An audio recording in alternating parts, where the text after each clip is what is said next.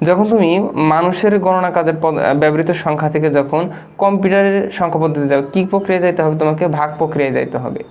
শর্টকাটে মনে রাখো, অনেকেই এলোমেলো করে ফেলে দেয়, মানে ভাগ করবে না গুণ করবে এটা বুঝতে পারে না। তো কীভাবে মনে রাখবা যে আমি যখন দশমিক সংখ্যা অর্থাৎ মানুষের গণনা কাজে ব্যবহৃত সংখ্যাতে তখন কম্পিউটারে ব্যবহৃত সংখ্যাতে যাব, মানে কম্পিউটার যে প্রসেসটা ব্যবহার করে দেখবা আমরা মানুষরা কিন্তু 1 2 3 4 5 6 10 12 14 এই সংখ্যাগুলো ব্যবহার করে থাকি, মানে দশমিক সংখ্যা ব্যবহার করে থাকি।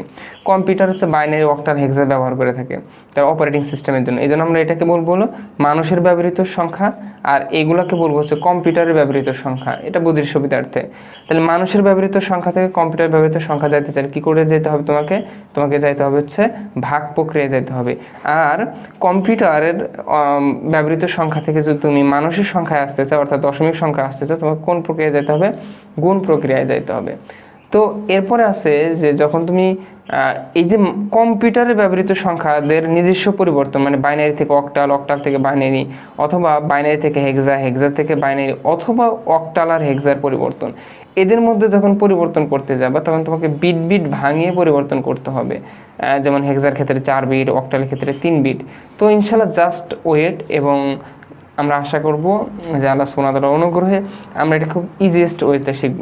তো দেখো এ পর্যায়ে আমি উদাহরণ নিচ্ছি। আমরা এখন প্রথম উদাহরণটা নেব হচ্ছে যে মানুষের ব্যবহৃত সংখ্যা থেকে কিভাবে কম্পিউটারের ব্যবহৃত সংখ্যা পদ্ধতিতে যাওয়া যায়। তো দেখো আমরা জানি যে মানুষের ব্যবহৃত সংখ্যা থেকে যদি কম্পিউটারের সংখ্যা পদ্ধতিতে যাইতে চাও তোমাকে ভাগ প্রক্রিয়ায় যাইতে হবে। তো আমি একটা জাস্ট উদাহরণ নিচ্ছি। আচ্ছা ধরো যে আমরা সংখ্যাটা নিয়েছি 35। এই 35 একটা দশমিক সংখ্যা। যেহেতু এগুলো পজিশনাল সংখ্যা, অবশ্যই তোমাকে এই ভিত্তি বা বেসটা এখানে দিতে হবে। এটা হচ্ছে সংখ্যা, এটা হচ্ছে স্যার ভিত্তি। আমি একটু মার্ক করে দেই, এই প্রত্যেকটাকে কিন্তু সংখ্যার প্রতিটাকে কিন্তু বলা হবে একটা অঙ্ক। এগুলোকে কি বলে? অঙ্ক বলে। তাহলে 5 একটা অঙ্ক, 3 একটা অঙ্ক, আর এটাকে বলা হবে কি? ভিত্তি। ভিত্তি এটা একটু বলে রেখে দেয় আর কি। আচ্ছা, তাহলে এটাকে কি বলা হবে? প্রতিটাকে এক একটা অঙ্ক বলা হবে, আর ব্র্যাকেটের নিচে ছোট করে যেটা দেওয়া থাকবে এটাকে কি বলা হবে? ভিত্তি। তো আজকের ধরো ক নং প্রশ্ন, আমরা ক নম্বর একটা প্রশ্ন সাজালাম, সেখানে দিচ্ছে হচ্ছে 35, যেটা একটা দশমিক সংখ্যা, is equal two what binary. এটা যখন তুমি 2 দেখবা ভিত্তি হিসেবে তখন বুঝবা তোমাকে বাইনারি করতে বলছে। কেন? আমরা জানি এই যে বাইনারি সংখ্যার ভিত্তি কত? 2, অক্টালের ভিত্তি কত? 8, হেক্সার ভিত্তি কত? 16, আর দশমিক সংখ্যার ভিত্তি কত? এটা হচ্ছে 10। তো তাহলে আমরা যদি বাইনারিতে যাইতে চাই তাহলে কিভাবে যাব? এবং আজকে আমরা চেষ্টা করব এই সংখ্যাকে একবার বাইনারি করব, আবার এটাকে কি করব? অক্টাল করব, অর্থাৎ হোয়াট অক্টাল, এটা অক্টালে কত হবে, অথবা হোয়াট হেক্সা, এটা হেক্সা ডেসিমাল করলে কত হবে। তো আমরা একটা দশমিক সংখ্যা থেকে 3টা সংখ্যা পদ্ধতিতে যাব, বাইনারিতে যাব, অক্টালে যাব, হেক্সাতে যাব। এখন আমরা দশমিক সংখ্যা মানে কি? মানুষের ব্যবহৃত সংখ্যায় যায়। দশমিক সংখ্যা মানে মানুষের ব্যবহৃত সংখ্যা, আর বাইনারি অক্টাল মানে কি? কম্পিউটার ব্যবহৃত সংখ্যা। কিভাবে যাইতে হবে? ভাগ প্রক্রিয়ায় যাইতে হবে। তো আমরা ভাগ প্রক্রিয়াটা দেখাবো তোমাকে। তাহলে আমরা প্রথমে যদি বাইনারি করতে চাই তাহলে এই যে 35 এভাবে একটা টান দিবা, দিয়ে যেহেতু তুমি বাইনারি সংখ্যায় রূপান্তর করবা, ভাগ প্রক্রিয়ায় কি দিয়ে ভাগ করতে হবে? ভিত্তি দিয়ে। ভাগ প্রক্রিয়াটা কি দিয়ে করতে হবে? যে ভিত্তি। ভিত্তি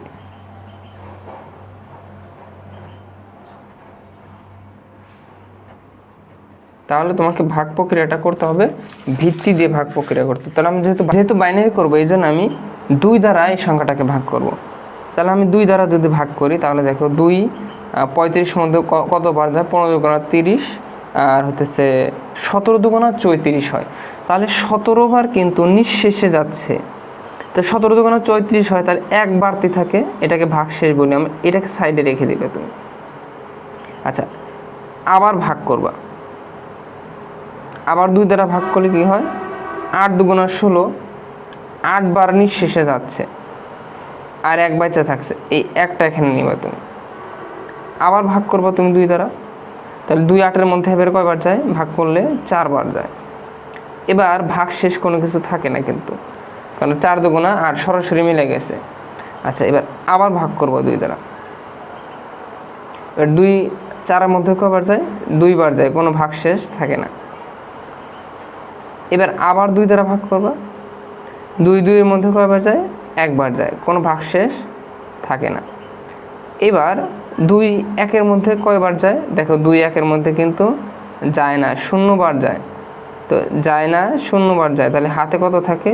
এই একটাই থেকে যায়।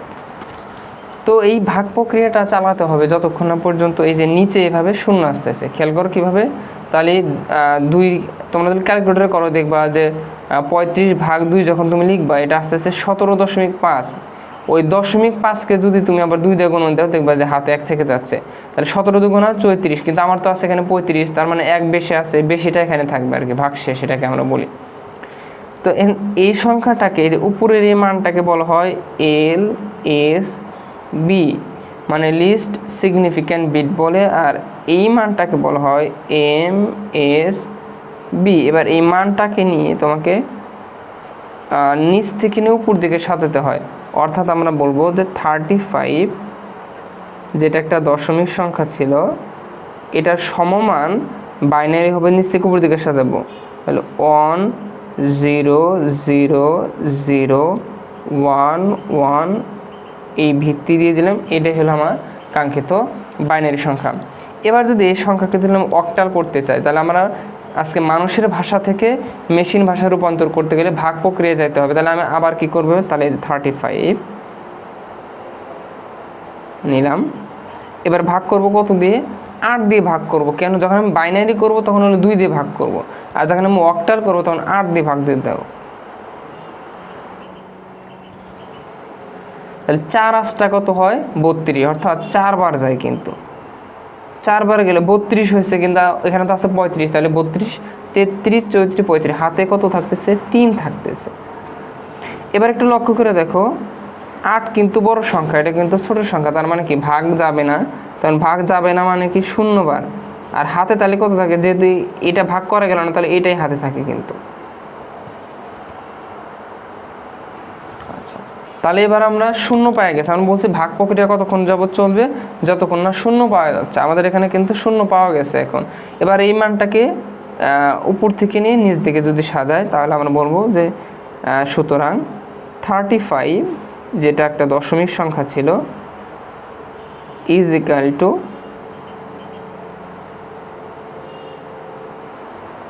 এইটা হলো আমাদের অক্টালে, অর্থাৎ 35-এর অক্টাল হইতেছে 43 আর কি। এবার কি করব আমরা? এই 35কে হেক্সা বানাবো। তাহলে আমি দিলে 35 লিখে আবারও 35।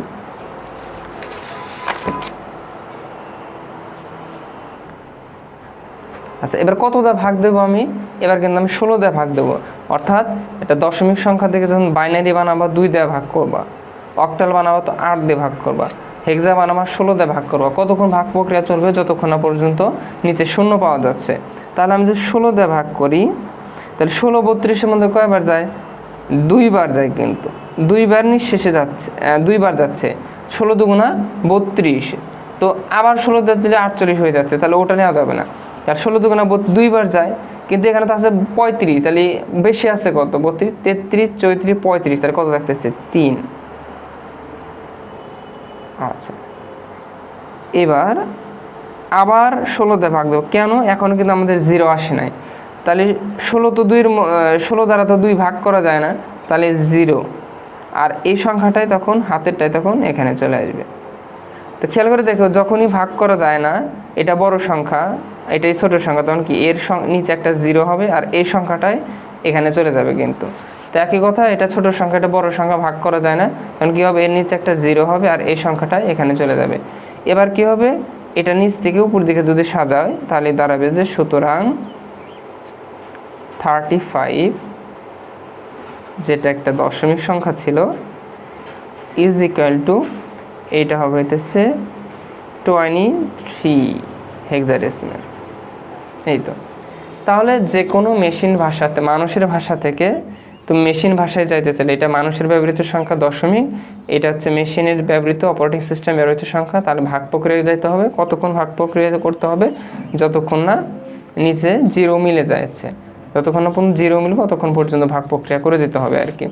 তো এই পর্যায়ে সিম্পলি আমরা দেখব যে এখন এই প্রক্রিয়াটা যে কিভাবে বাইনারি, অক্টাল আর হেক্সাডেসিমাল পারস্পরিক পরিবর্তনগুলো হয়। একটু ধৈর্য সহকারে দেখবা, তাহলে একটা ক্লাসে ইনশাল্লাহ সবগুলোর সমাধান হয়ে যাবে। তো আমরা বলছি যে বিটে বিটে ভাঙাতে হবে এটা, কিন্তু তো কীভাবে বিটে ভাঙাতে হবে, হেক্সাডেসিমাল 4 বিটে ভাঙাইতে হবে আর অক্টালকে 8 বিটে। সিম্পলি ওয়েতে দেখো, ধরো আমরা একটা বাইনারি সংখ্যাকে অক্টাল হেক্সাডেসিমাল বানাবো। তো আমি র্যান্ডমলি একটা সংখ্যা নিচ্ছি, সাপোজ 100110 সাপোজ। আচ্ছা, এইটা একটা বাইনারি সংখ্যা। তো তোমাকে বললো যে এটা তুমি ওয়াট হেক্সাডেসিমাল এটা তোমাকে বের করতে বলো। তো এখন তুমি কি করবা, তুমি যে সমান সমান দেবে এখানে।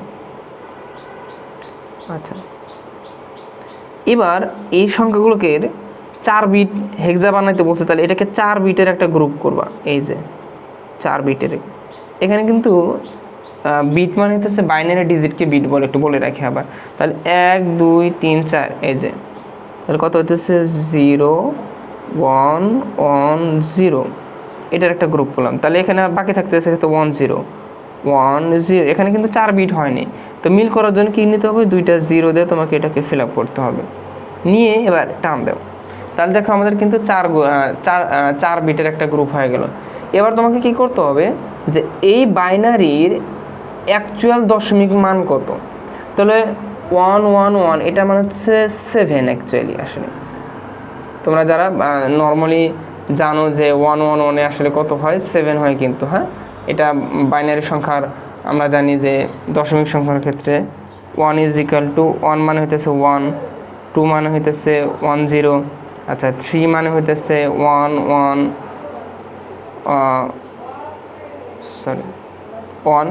আচ্ছা 4 মানে হইতেছে 100, 5 মানে হইতেছে 101, 6 মানে হইতেছে 10,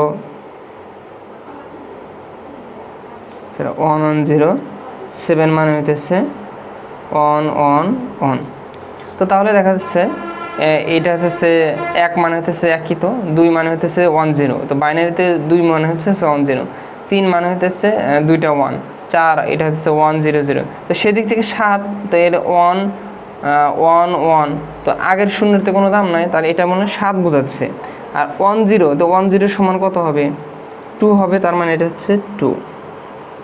আচ্ছা, এবার নিচে যায়, এখন সমান সমান কি লিখবা, 2 7, এইটাই হইতেছে আমাদের কাঙ্ক্ষিত হেক্সাডেসিমাল।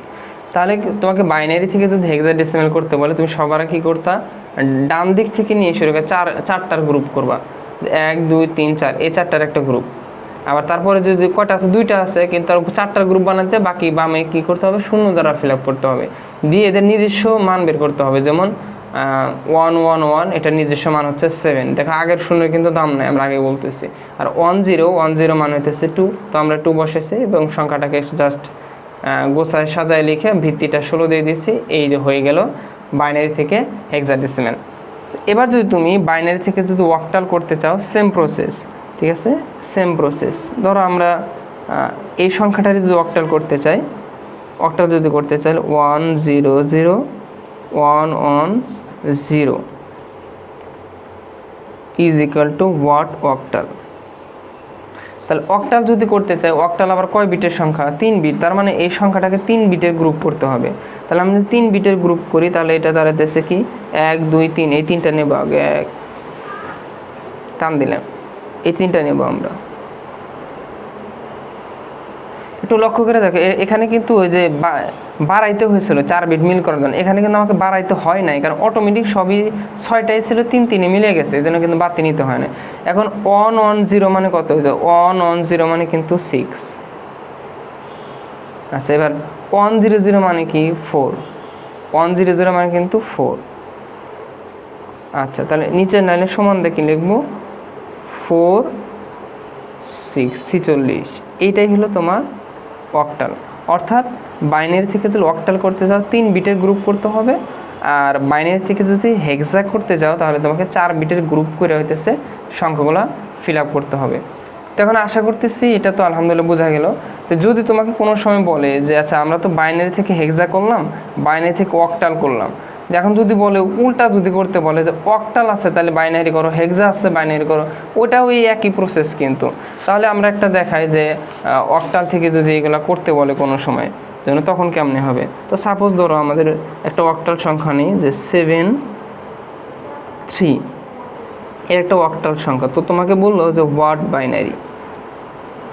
বাইনারি, তাহলে তুমি সমান সমান এখানে আগে কি করবা, 7 নিবা, নিয়ে টান দিবা, 3 নিবা, নিয়ে এরকম টান দিবা, টান দিয়ে দেখবা যে 3 মানে কত, এই যে আমরা এর আগে দিচ্ছি 3 মানে কি দুইটা 1, ঠিক আছে, দুইটা 1-এ 3 হয়, তাহলে এই যে দুইটা 1।